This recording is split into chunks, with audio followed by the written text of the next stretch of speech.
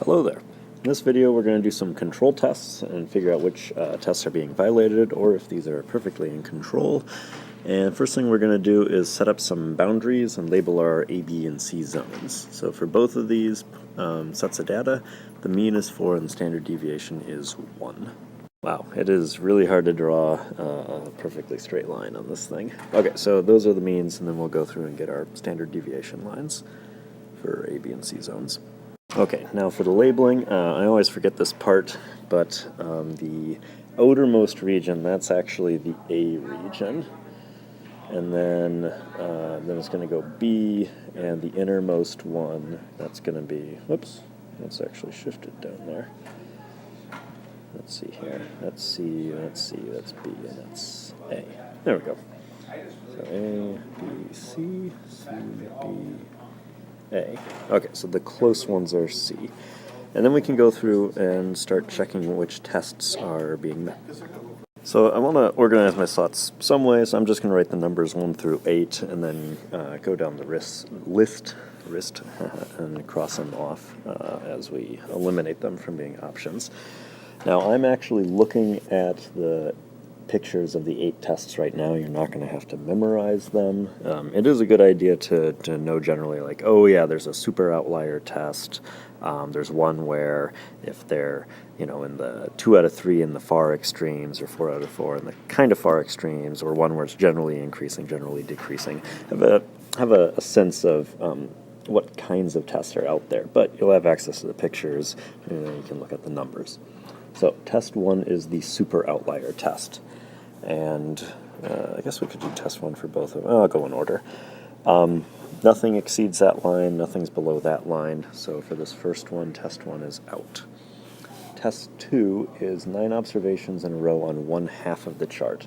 So I can go through here and, well, now it's below. Okay, above 1, 2, nope.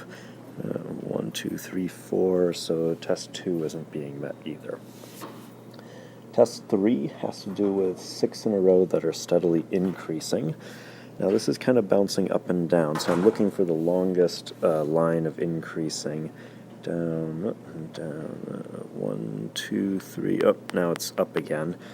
So I'm not hitting 6 in this one, so that's out. 4 is the really strange one. 4, that's alternating, 14 in a row, alternating up and down. So I can see that, like, here I'm up, down, down, so that's not going to be it.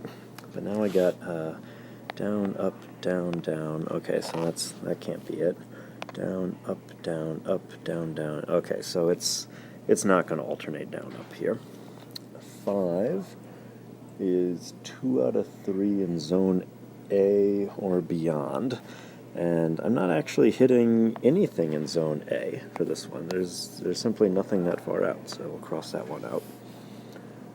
6, 4 out of 5 observations in a row on 1/2 of the chart in zone B or beyond.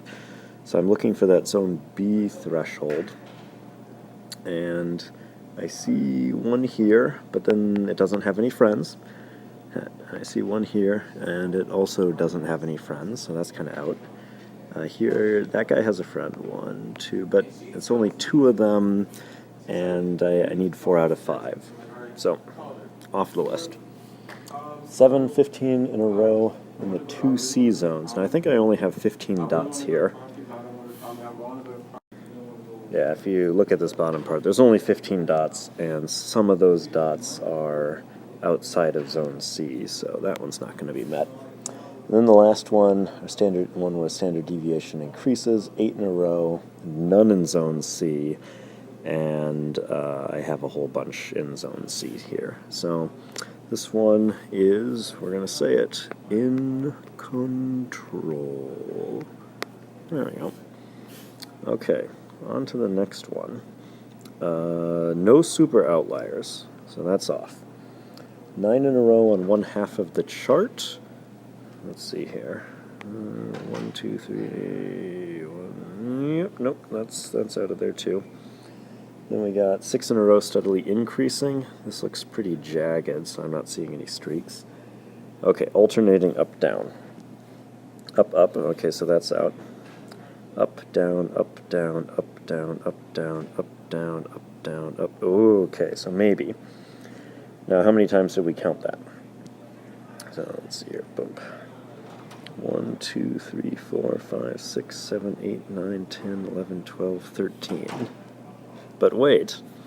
So it's 14 observations in a row. So this is one observation here. Now it's going up, down. So starting there, 1, 2, 3, 4, 5, 6, 7, 8, 9, 10, 11, 12, 13, 14. So that one is failing test 4. So let's fails test 4. Yeah, kind of funny. We wrote the failure one in green and the in control one in red. Now we can actually go through and see if it fails any of the other tests. I think it doesn't, but 2 out of 3 in zone A or beyond. I'm not hitting anything. There's one in zone A over here, but it doesn't have a friend. You need at least 2.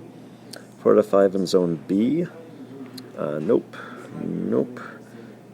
Here we got 2 of them over on this side, but you need more. Same thing over here, so that one's not going to do it. 15 in a row in zone C. We have some that are outside of that, so that's not going to do it. And there's only a few that are outside zone C, so that's not going to do it either. So only test 4 is failing there. Now it is possible to fail multiple tests. And maybe you want to mention which all are being failed. Maybe you want to mention when is the first time that it fails something. We could also go back in here and say, well, let's tack on an additional point, and how could we make it failed on the 16th test?